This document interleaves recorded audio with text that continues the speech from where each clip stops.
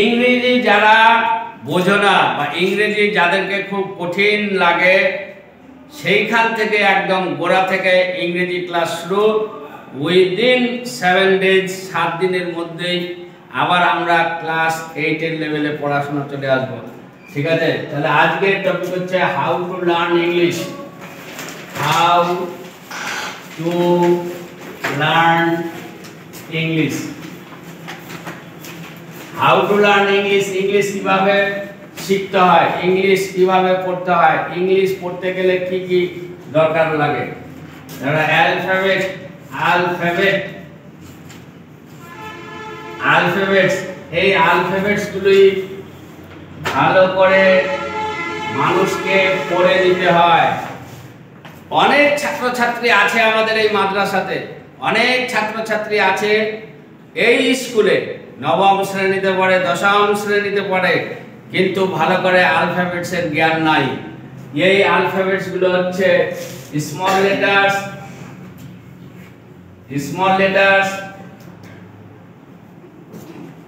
Capital letters.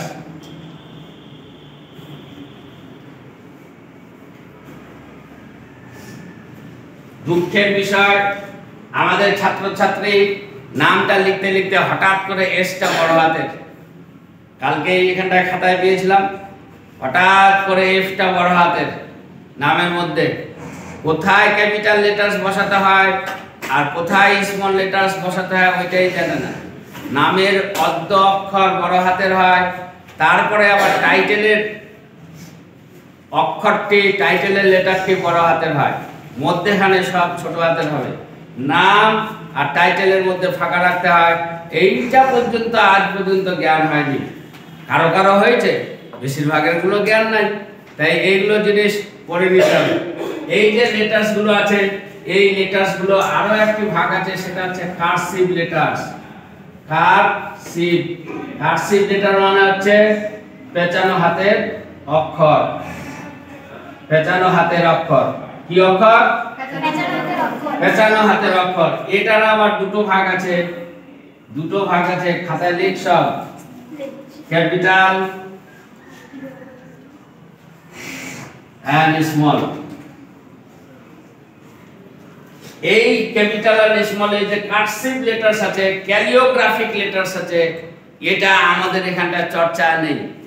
মাদ্রাসার মধ্যে কি কোনো মতো করে লিখে দিতে পারলে, হ্যাঁ লিখে দিয়েছি, লিখে দিয়েছিস মানে সুন্দর করে লিখতে হবে, সঠিক এবং সুন্দর করে লিখতে হবে।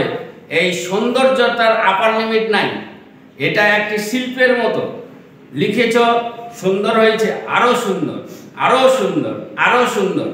এটাকে ফুল যখন আঁকো, এখন শিল্পী যখন একটা ফুল আঁকে, তখন দেখো একটা শিল্পী ফুল এঁকেছে, সুন্দরই হয়েছে, কিন্তু সে কেউ কিনতে চাইছে না, সুন্দর কিন্তু কিনতে চাইছে না। এমন একটি ফুল আঁকো যে 1 কোটি টাকায় বিক্রি হবে, এরকম লোকও আছে। সেরকম এমন সুন্দর করে লেখো যে তোমাকে লোক ডেকে নিয়ে যায় লিখবার জন্য, এত সুন্দর করে লিখতে হয়। ওই মেন্টালিটি নেই। কে লিখতে পারে? হ্যাঁ লিখছিস, হ্যাঁ, তাহলে তুই জানিসই না পিছিয়ে কত দূর পিছিয়ে আছো। এই জ্ঞানটা যদি না থাকে তাহলে তুমি এগোতেই পারবে না। তোমার মধ্যে অহংকারে ভরা আছে, আমি তো এগিয়ে আছি, আর কি করব। তো আগে প্রথমে জানো যে তুমি কোথায় আছো। তো এই জিনিসটারও বাস্তব অভিজ্ঞতা তোমাদের নাই যে তোমরা কত পিছিয়ে আছো। এই লেখা যে এখন এই যে খাতাগুলো দেখলাম, এগুলোকে লেখা বলে? হ্যাঁ, তো দৌড়ে দৌড়ে বেড়াও, বারান্দায় ঝোলো, দেরি করে স্কুলে আসো, প্রতিদিন স্কুলে আসো না, এখানটা পড়তে বসো না। এটা এটা এটা এইটা এটা লেখা, ওগুলো লেখা, কুখাদ্য অখাদ্য লেখা। এই স্কুলে আসে না, স্কুলে এসে এখানটা লিখবে। তোরা পিছনে কি দেখাচ্ছিস? স্কুলে আসবি, এসে 100 বার প্র্যাকটিস করবি লেখা, তবে তো হবে। এই যে অক্ষরগুলো আছে, এই অক্ষরগুলোর উপর গ্রামার আছে, প্রচুর গ্রামার আছে।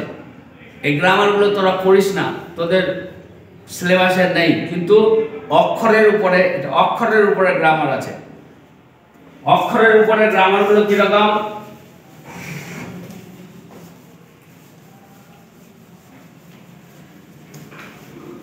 অক্ষরগুলোর উপরে আছে phonetic sound and diphthongs, simple phonetic sounds, letters গুলোর গ্রামার হচ্ছে,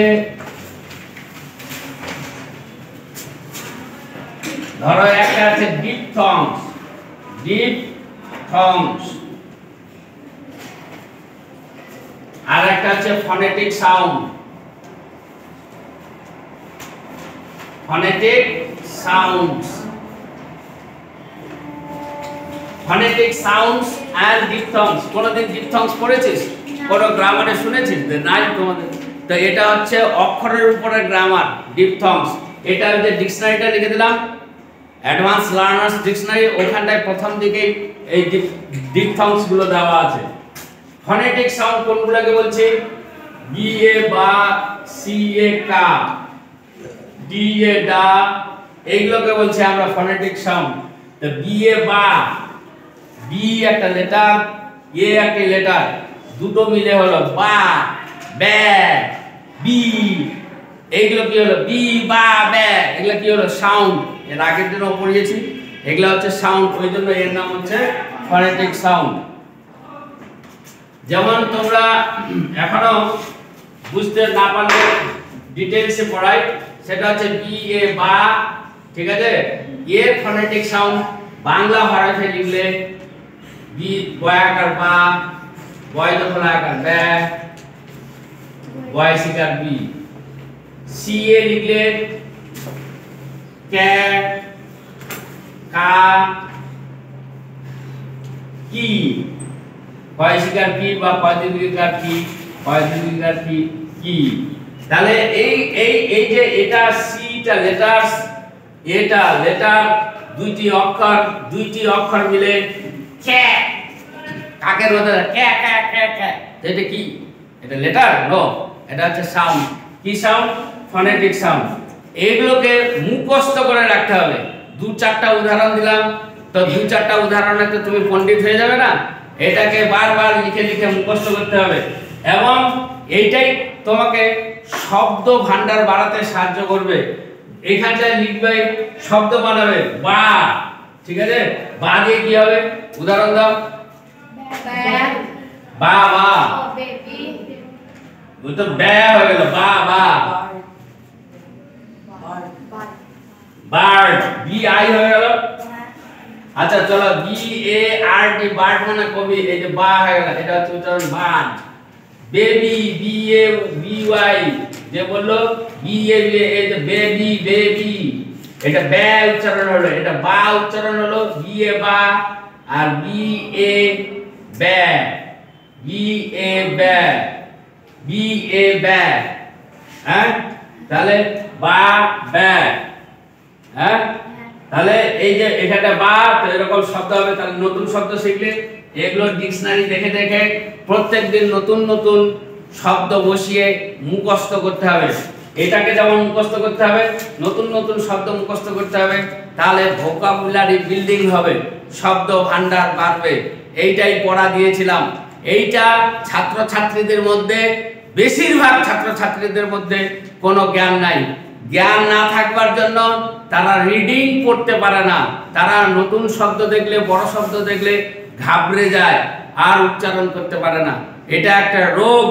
এই রোগকে সারাতে গেলে এই ফনেটিক সাউন্ড 15 দিন ধরে পড়তে হবে, লিখে নিয়ে আসতে হবে এবং মুখস্থ করে আসতে হবে। এটা এ দিয়ে হচ্ছে, এ পাঁচটা ভাওয়েল আছে। কয়টি ভাওয়েল? পাঁচটি ভাওয়েল। সেই পাঁচটি ভাওয়েল দিয়েই হবে এ, ই, আই, ও, ইউ। এই পাঁচটা ভাওয়েল দিয়েই পড়তে হবে এবং এখানটায় নতুন নতুন শব্দ নিয়ে আসতে হবে। নতুন নতুন শব্দ দিয়ে এটা ফনেটিক সাউন্ডটি করতে হবে, তবে তুমি পড়াশোনা শিখবে। যারা একদম পিছিয়ে আছো, তাদের জন্য এটা পড়া। এটা ফনেটিক সাউন্ড ক্লাস 3, 4, 5 এই বইতে পাওয়া যায়। তারপর আদর্শ লিপিতে পাওয়া যায়। আমি তোমাদেরকে জেরক্স দিয়েছি, সেই জেরক্স বইতেও আছে। তারপরে ডিকশনারি কিনে নিতে হবে, ডিকশনারিও দিয়েছি, ডিকশনারি থেকে এগুলো শব্দ তুলতে হবে এবং এইভাবে লিখতে হবে, লিখে নিয়ে আসতে হবে। তাহলে এটা কিসের গ্রামার? এটা হচ্ছে লেটারের গ্রামার। লেটারের গ্রামার, এই লেটারগুলো ফনেটিক সাউন্ডগুলো কি তৈরি করে? ফনেটিক সাউন্ডগুলো কি তৈরি করে? শব্দ তৈরি করে। ফনেটিক সাউন্ডগুলো কি তৈরি করে? শব্দ তৈরি করে। যেমন বেবি বললে বেবি, তাহলে বলে এটার উচ্চারণ কি রকম হবে?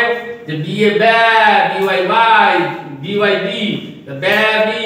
তাহলে এটা কি হলো? একটা শব্দ হলো। এটা একটা শব্দ তৈরি করলো। বেবি মানে শিশু, বেবি মানে শিশু, শিশু, শিশু, বেবি মানে শিশু। তাহলে ফনেটিক সাউন্ড গুলো যখন শিখে যাবে তখন তুমি একটা শব্দ পাবে। শব্দ উচ্চারণ করতে গেলে আরেকটি গ্রামারের দরকার, যেটা হচ্ছে বেবি বা বেবি বলে। অ্যাকচুয়ালি বেবি বলে না, বেবি। বেবি বে, বয়স ফলা বে, বয়সকার বি, বেবি। এইটাকে এক নিঃশ্বাসে যতদূর উচ্চারণ করতে পারছো তাকে বলা হয় সিলেবেল। সিলেবেল, সিলেবেল বলে।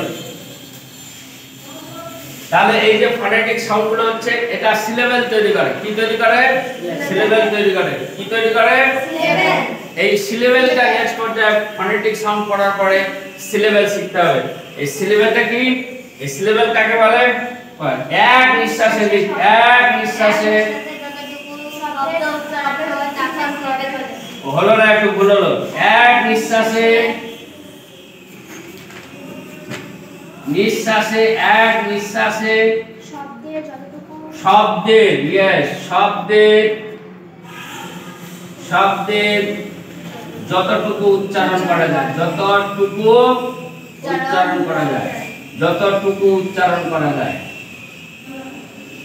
উচ্চারণ করা যায় তাকে সিলেবেল বলে। এই সিলেবেল এইটুকু শিখে নিলে হবে না, সিলেবেল ভাগ করে করে শিখতে হবে। সিলেবেল ভাগ করে করে শিখতে হবে। এটি আরেকটি কথা, যে শব্দ ভান্ডার যখন লিখবা তখন এটা আলাদাভাবে পরে 15 দিন পরে শব্দগুলোকে সিলেবেলে ভাগ করে করে ডিকশনারি থেকে দেখে শব্দগুলোকে ভাগ করে করে নিয়ে আসতে হবে। সিলেবেল ফনেটিক সাউন্ড ওয়ার্ড তৈরি করে। ওয়ার্ডগুলো শিখতে গেলে সিলেবেল ভাগ করে করে, সিলেবেল ভাগ করে করে উচ্চারণ করা শিখতে হবে। সিলেবেল ভাগ করে করে উচ্চারণগুলো শিখতে হবে। যেমন ধরো একটি শব্দ, এক্সাম্পল, ইএক্স মানে এক্সাম্পল। ধরো এই শব্দটা লিখছি, এটার উচ্চারণ কি হবে? চট করে বলবা। ইনফরমেশন। গুড। আইএন ইন, এক নিঃশ্বাসে উচ্চারণ করতে পারছি। এখানটায় একটি লেটার বা দুটি লেটার, যাই লেটার না, তিনটি লেটারও নিতে হতে পারে। I N in, I N in, F O R for, information, এমএমএশন, এটা টিআইওএন সং শব্দ উচ্চারণ সং। তাহলে ইনফরমেশন কয়টা সিলেবেল হলো? 1 2 3 4। গুড, 4টা সিলেবেল হলো। এই সিলেবেল অনুযায়ী যখন একটি শব্দকে উচ্চারণ করতে যাবে, তোমার শব্দ উচ্চারণ হয়ে যাবে। যখন তুমি শব্দ উচ্চারণ নিজে থেকে করতে পারবে, তাহলে ইংরেজি পড়া শিখে গেলে। এখন দুনিয়ার যে কোনো ইংরেজি বই তুমি পড়তে পারবে। তারপরেই দরকার হচ্ছে, যখন এই সিলেবেলের মধ্যে অনেক কিছু লুকিয়ে আছে, এখানটায় উচ্চারণটা লুকিয়ে আছে, এখানটায় বানানটা লুকিয়ে আছে। যখনই তুমি এই সিলেবেল অনুযায়ী পড়বে, তখন দেখবে বানানটা তোমার শুদ্ধ হচ্ছে এবং বানানটা অনেক দিন ধরে মনে পড়ছে। একটি শব্দের 3টে জিনিস দরকার: বানান মানে উচ্চারণ, বানান মানে উচ্চারণ। তাহলে এখানটায় যখন পাচ্ছ, তুমি বানানটা পেয়ে যাচ্ছ ভালো করে, বানান মানে টেকনিক্যালি তুমি বানানটা পেয়ে যাচ্ছ, তারপরে পেয়ে যাচ্ছ উচ্চারণটা, এইবার বাকি থাকছে কোনটা? বাকি থাকছে শুধু মানেটা ডিকশনারি থেকে বার করে নেবে, মানেটা মানে বই থেকে বার করে নেবে। তাহলে মানে বাকি থাকছে, মানেটা 3 নম্বরটা, মানেটা তুমি বইয়ের সাহায্য নিয়ে খাতায় লিখে ফেলবে। তাহলে তোমার শব্দ সম্পর্কে অনেকখানি তোমার আয়ত্তে চলে আসবে। পৃথিবীর যে কোনো বই পড়তে পারবে। তাই আমি টেক্সট বুককে মামুলি পড়া মনে করি, কিন্তু যেই পড়াটা আমি দিলাম, এটা দীর্ঘদিন প্র্যাকটিস করার ব্যাপার, খাতায় লিখে এখানটা দেখানোর ব্যাপার।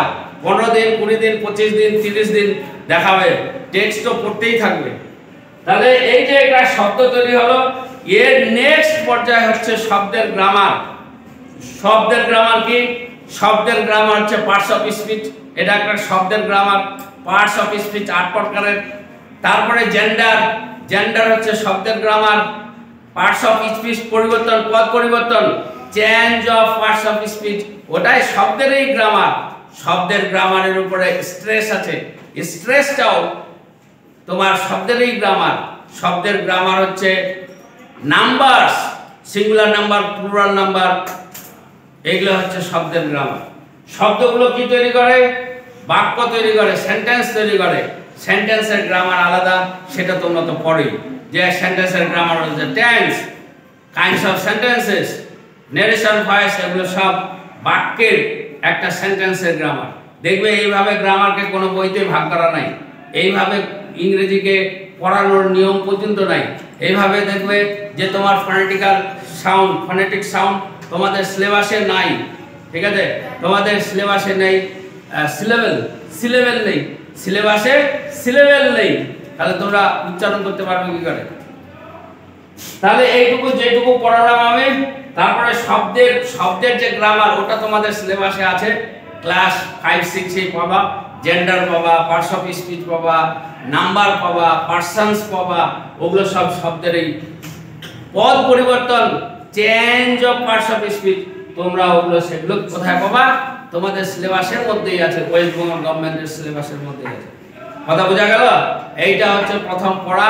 তারপরে নেক্সট পড়া নেক্সট হিসাবে পড়ো। তোমাদের ট্রান্সলেশন বুক দিয়েছি, কোশ্চেন পাঁচ দিয়েছি। কোশ্চেন পাঁচে তোমাদের টেক্সচুয়াল আছে, সিন, তারপরে আনসিন আছে, কম্পোজিশন আছে, গ্রামার আছে। 4টি পূর্ণাঙ্গভাবে বইটিতে দেওয়া আছে, ওইটা আমি ফ্রিতে দিয়েছি, তো ওইটাও প্র্যাকটিস করতে হবে। একটা সাবজেক্টকে 3 দিক থেকে ধরতে হবে। ট্রান্সলেশনের 2টো বুক দিয়েছি, যেহেতু 6 এর পড়াটি, তাই 6 এর দিয়েছি, আর 8 এরও দিয়েছি, ওইটাকে পড়তে হবে। Translation bunch, translation bank, question bank, text book and activities, তবে গিয়ে তোমার পূর্ণাঙ্গ পড়া হবে, তাছাড়া পড়া হবে না। Thank you very much.